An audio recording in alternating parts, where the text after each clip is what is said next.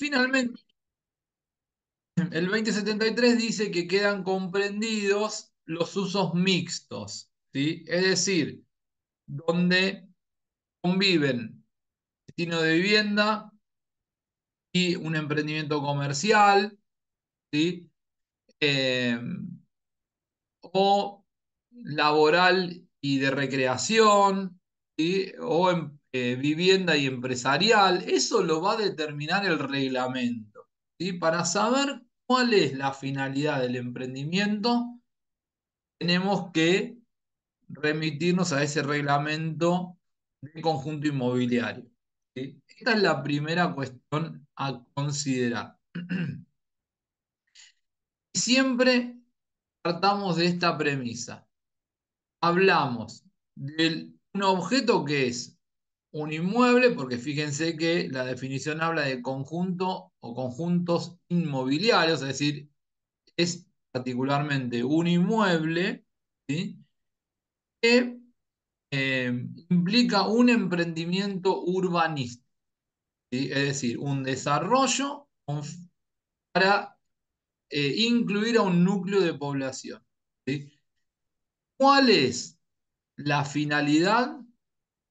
Esto va a surgir de lo que disponga el respectivo reglamento de ese conjunto inmobiliario, ¿sí? La cuestión es que las normas del código que regulan los conjuntos inmobiliarios vinieron tarde, ¿sí? Porque conjuntos inmobiliarios hay hace décadas. Entonces, el legislador acá tenía un desafío que era entrar a legislar en aspectos en donde ya había mucha legislación provincial, ¿no?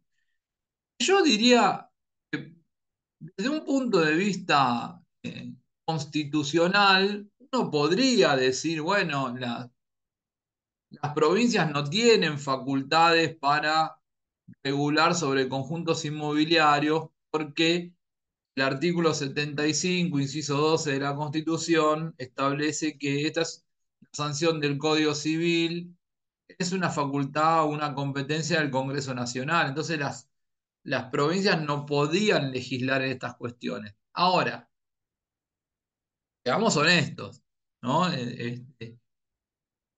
Los conjuntos inmobiliarios son una realidad desde hace mucho tiempo, ¿no? Si el legislador nacional, el Congreso Nacional, era el que tenía que abordar estas cuestiones, era completamente ajeno, ¿sí?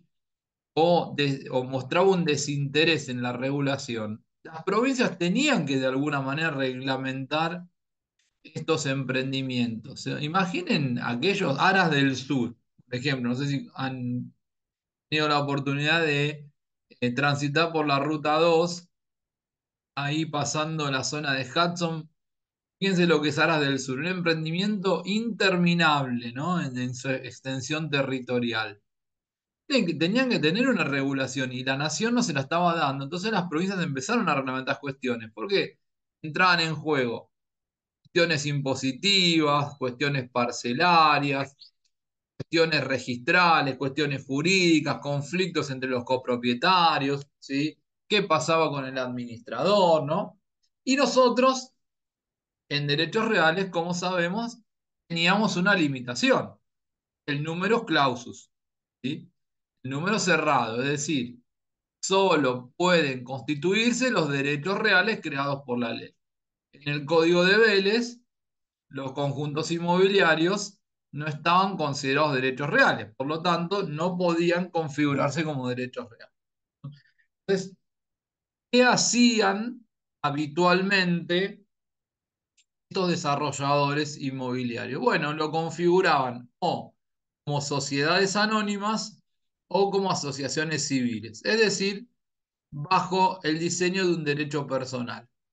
Pero dentro de esta sociedad anónima o de esta asociación civil, existían distribución de unidades funcionales y de partes comunes, ¿no? Imaginen un barrio privado, ¿no? Tengo la parcela en la que habito, pero además tengo una calle común que es la que me conduce a la parcela, tengo una cancha de tenis, tengo una cancha de fútbol, tengo una pileta, tengo un quincho, tengo un salón de eventos, ¿no?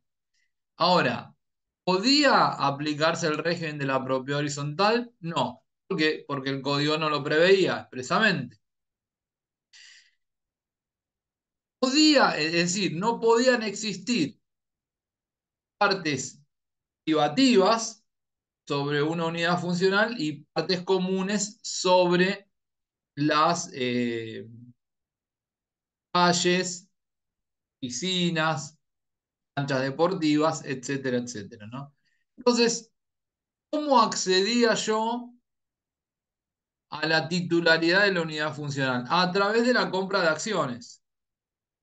La compra de acciones en esa sociedad anónima que implicaba el conjunto inmobiliario me daba un derecho exclusivo sobre la unidad funcional. Pero cuando yo no vendía la unidad funcional. ¿Qué vendía? Las acciones. Y con motivo de la venta de acciones, se transmitía por vía de accesoriedad la unidad funcional. ¿Sí? Ahora, en el código de 2015 se asume que los conjuntos inmobiliarios son un derecho real. ¿Sí? Vamos al 2075. Miren lo que dice la primera parte. Voy a hacer una salvedad antes. El 2075 establece dos ámbitos temporales, ¿sí? Un ámbito, un espacio temporal para los conjuntos inmobiliarios constituidos antes del 1 de agosto de 2015, es decir, bajo el régimen del Código Civil derogado, y otro régimen para los conjuntos inmobiliarios constituidos a partir del 1 de agosto de 2015, es decir, constituidos ya con el nuevo código vigente. Y dice, todos los conjuntos inmobiliarios deben someterse a la normativa del derecho real de propiedad horizontal establecida en el título quinto de este libro, con las modificaciones que establece el presente título a los fines de conformar un derecho real de propiedad horizontal especial. Es decir, primera definición, los conjuntos inmobiliarios constituidos con el nuevo código se someten al derecho real de propiedad horizontal especial. ¿Sí? ¿Qué significa esto? Ahora en el nuevo régimen no hay posibilidad de que funcionen como derechos personales. Necesariamente van a someterse al derecho real de propiedad horizontal especial. ¿Sí? Una nota al pie en relación a ese tema. El nuevo código tiene como fuente al proyecto de Código Civil y Comercial de 1998. El proyecto establecía una alternativas. Decía, los conjuntos inmobiliarios pueden someterse a la normativa del derecho real de propiedad horizontal. Es decir, daba la alternativa. Podían o bien funcionar como derechos personales, es decir, como sociedades anónimas o asociaciones civiles, o si los constituyentes lo deseaban, podían configurar los conjuntos inmobiliarios como propiedad horizontal. Era opción del constituyente. El Código Nuevo no da esta opción, ¿sí? Es decir, si hay un conjunto inmobiliario, se debe configurar como derecho real de propiedad horizontal. La cuestión más compleja es con los conjuntos inmobiliarios preexistentes, es decir, aquellos anteriores al 2015 que estaban configurados como derechos personales, como sociedades anónimas, por ejemplo, y cómo los íbamos a regular en el nuevo código. La segunda parte del 2075 dice, los conjuntos inmobiliarios existentes que se hubiesen establecido como derechos personales o donde coexistan derechos reales y derechos personales, se deben adecuar a las previsiones normativas que regulen este derecho real. ¿Sí? ¿Qué me está diciendo el código? Bueno, si configuraste un conjunto inmobiliario antes del 1 de agosto de 2015 como sociedad anónima, debes adecuar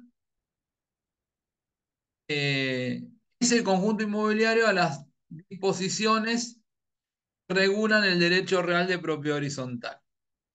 El punto clave acá es qué entendemos por adecuación. Esta es la palabra clave. ¿Sí? Y para esto se formularon dos hipótesis. Algunos autores hablan de adecuación estructural y otros autores hablan de adecuación funcional. ¿Sí? ¿Qué significa adecuación estructural? Conversión. Es decir, que adecuar sería sinónimo de convertir. Entonces, deberíamos leer el segundo párrafo de la siguiente manera. Los conjuntos inmobiliarios existentes que se hubiesen establecido como derechos personales deben convertirse a propiedad horizontal. Esta sería una lectura. ¿Sí? Significa tengo que disolver la sociedad anónima y tengo que constituir el derecho real de propiedad horizontal. ¿Sí? Este es el criterio que, por ejemplo, adoptó la Inspección General de Justicia en la Ciudad de Buenos Aires. En el año 2020 dictó dos disposiciones en virtud de las cuales, su director, interpretando el 2075, dijo que adecuar era convertir. Que ordenó que los conjuntos inmobiliarios inscriptos en IGJ debían convertirse a propiedad horizontal especial. La norma nunca llegó a implementarse porque generó mucho revuelo, ¿no? Y después, incluso tiempo atrás, se decidió su suspensión, es decir, la suspensión de la norma, ¿no? Porque ustedes imaginen que en términos económicos es muy costosa la conversión. Tengo que hacer una escritura de disolución y poner fin a esa sociedad anónima y establecer un reglamento de conjunto inmobiliario por escritura pública, determinando partes privativas y partes comunes. Esto conlleva contratación de profesionales, ¿sí? Escribanos, contadores, abogados, ¿sí? Y además tributos, ¿no? Tengo que tributar a la provincia correspondiente, al municipio. Bueno, en el caso de la Ciudad de Buenos Aires, que es un conjunto cuyo inmueble está en la ciudad, los tributos están unificados porque es un distrito único, pero de todas maneras tenía una repercusión impositiva importante. También de AFIP, ¿no? Entonces, generó mucho revuelo esta idea de interpretar a la adecuación de la que habla el 2075 como estructural. Para otros autores, adecuación debe ser interpretada como adaptación. ¿Sí? Es decir, no sería hablar de una adecuación funcional. Es decir, mantengo el régimen de sociedad anónima, pero debo adecuar el funcionamiento a las reglas de la propiedad horizontal. Y sigue funcionando como sociedad anónima, pero deben existir tres órganos como la propiedad horizontal, es decir, una asamblea, un administrador y un consejo de propietarios, y también un régimen de expensas. ¿Sí? Son podríamos decir, los principios básicos de la propiedad horizontal. Funciono como sociedad anónima, pero establezco esta adecuación. ¿Sí? Eh, Hoy,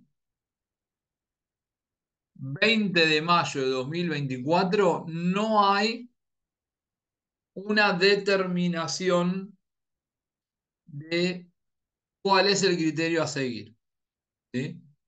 y tampoco han existido muchas reglamentaciones provinciales, salvo las que comenté de IGJ. Por lo tanto, todavía es un campo abierto a la exploración, ¿no? Por dónde vamos a transitar con los conjuntos inmobiliarios. Eh, y para cerrar sobre este tema, algo más les quería decir que se me está escapando de la cabeza y que no quiero que se me escape. Esto. Hay algunos autores que sostienen que el artículo 2075 en su segunda oración es una norma reglamentaria. Es decir, perdón, es una norma que necesita ser reglamentada. Es decir, que sostienen que el Congreso Nacional debería dictar una ley especial que determine cómo se debe proceder a la adecuación de la que nos habla la última parte del 2075. Es decir, no sería una norma operativa, ¿sí? Eh, de manera automática, sino que requiere de una reglamentación del Congreso, ¿sí? Podríamos sostener incluso que las provincias también tendrían facultades para reglamentar la norma en la medida en que no vulneren el espíritu de las disposiciones del código. ¿Alguna pregunta hasta acá? Sí, profe, no entendí. Entonces, ¿qué norma sería la que rige la adecuación funcional? O No sea, está ya que nos saldada, habla- no está saldada la discusión, incluso ni siquiera han procedido a la adecuación ni por un esquema ni por el otro la mayoría de los conjuntos inmobiliarios. Hay muchísimos conflictos internos en los barrios privados, sobre todo, con esta cuestión. No logran ponerse de acuerdo y que es digamos, una situación que está en una tensión permanente entre los propietarios que aún no está resuelta, ¿sí? No, si vos me decís, ¿cuál es el camino? Bueno, tengo que tener una norma reglamentaria del 2075 y la otra alternativa sería que los propietarios integran los conjuntos inmobiliarios en asamblea, decidan cuál es la manera de eh, respetar o aplicar el 2075. Y la realidad es que como nunca se consiguen consensos necesarios dentro de los conjuntos inmobiliarios, hay una tensión permanente, ¿sí? Así que definiciones hoy no tenemos, ¿sí? Pero sí lo que te puedo decir es que dentro de los conjuntos hay muchísimos conflictos entre los propietarios. Están hace 9 años todavía definiendo qué hacen con la adecuación que exige el código. Porque aparte es una norma, había muchos abusos, y sin citar nombres de conjuntos inmobiliarios, pero hay un conjunto inmobiliario donde, por ejemplo, tiene 350 unidades funcionales, está constituido como sociedad anónima y tiene 500 accionistas, ¿sí? Es decir, tenés 150 accionistas que no tienen unidades funcionales, ¿sí? ¿Cuál es el beneficio para esas personas, para esos accionistas? ¿Qué es lo que les interesa? Porque si no tienen unidad de función, ¿qué les interesa? El lucro, la utilidad que genera la sociedad anónima. O sea que, desde ese punto de vista, es dable suponer que su mayor anhelo es sostener el statu quo, ¿no? Dejar que ese conjunto inmobiliario siga funcionando como sociedad anónima, porque si se produjese la adecuación, aún la menos gravosa, que sería la adecuación funcional, estaríamos frente a una hipótesis en donde probablemente tuviesen que vender sus acciones, ¿sí? Porque no tienen unidades funcionales sobre las cuales ejercer sus derechos, ¿no? Entonces, sería, si me está diciendo el código, deben adecuarse a la normativa de la propiedad horizontal, acordate que en las asambleas las decisiones se tenían que adoptar por una doble exigencia, mayoría absoluta calculada sobre unidades funcionales y sobre porcentuales. La adecuación automáticamente implicaría la imposibilidad del accionista que no tiene unidades funcionales de participar en una asamblea, ¿no? Entonces, hay mucha resistencia en los conjuntos inmobiliarios por, eh, este, en términos de eh, respetar o aplicar el 2075. Y no es que es un dato menor que va a pasar con esto. ¿Sí? Bueno, Gracias. vamos a los cementerios privados. Vamos a dejar afuera el tiempo compartido, ¿sí? Por razones de tiempo no vamos a llegar a verlo, así que eh, no forma parte del examen, por supuesto, tampoco, ¿no? Los cementerios privados, ¿sí? Según el 2103 del Código, son inmuebles de propiedad privada afectados a la inhumación de restos humanos, ¿sí? El mismo es un supuesto de conjunto inmobiliario particular, ¿sí? Es decir, tenemos la norma general de los conjuntos inmobiliarios del 2073. Uno de los supuestos específicos de estos conjuntos inmobiliarios son los cementerios privados, ¿sí?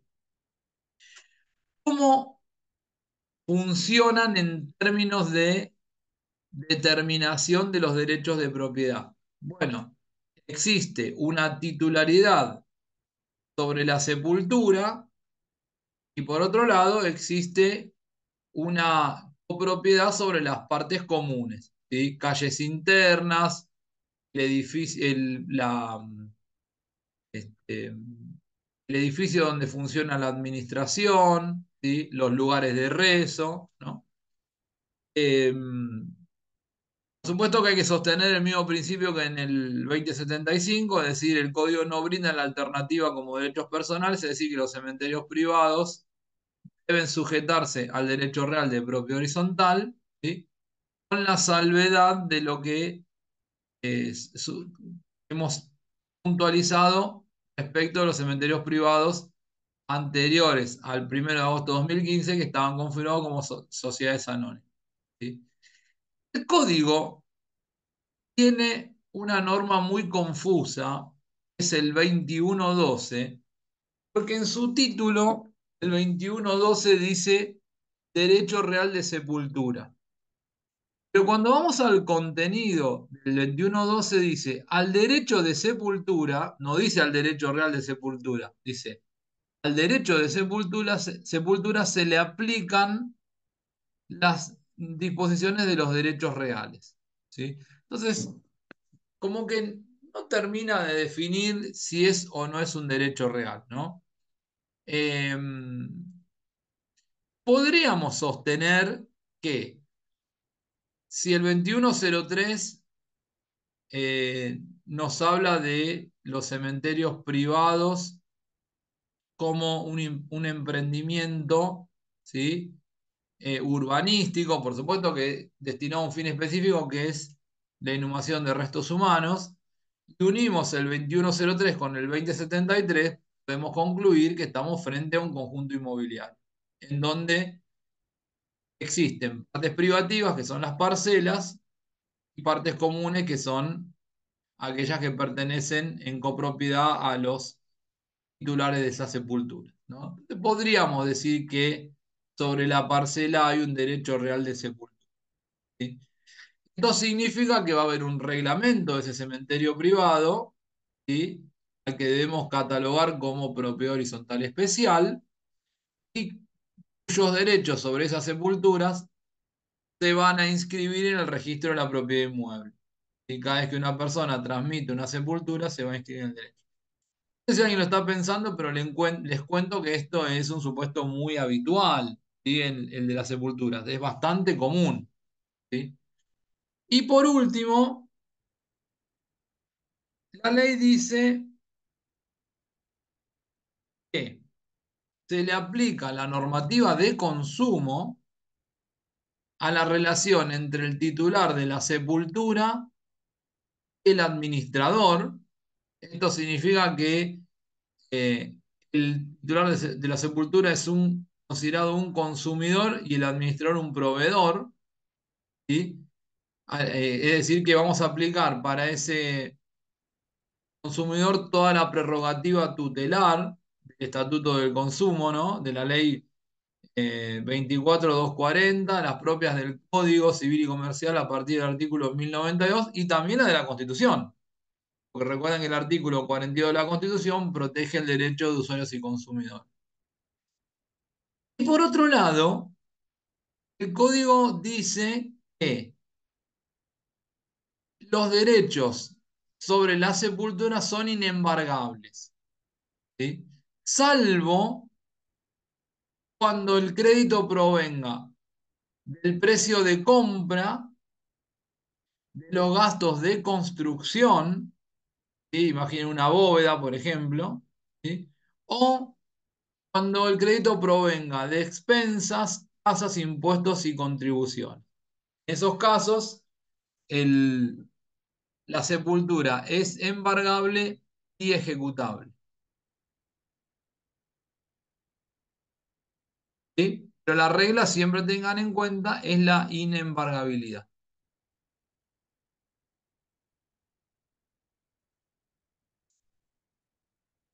¿sí?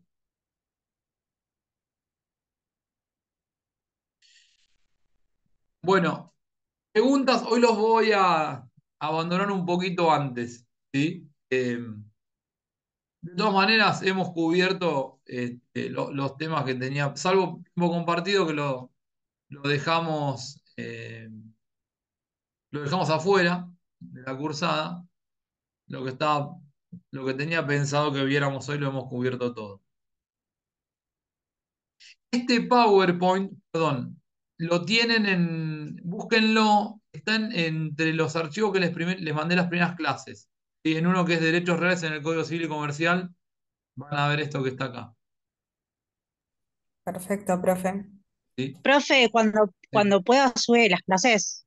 Sí, dame un par de días que vengo un poquito atrasado con eso, pero sí, tengo pendiente de subir los Dale, videos. buenísimo. ¿Sí? Gracias, profe. Bueno, nos vemos Gracias. el jueves. ¿Sí? Nos Empezamos a ver vemos. Derecho Real de Superficie. Perfecto, Gracias, profe. profe. Perfecto, nos Bueno, vemos. un Chao, abrazo, buena profe. semana.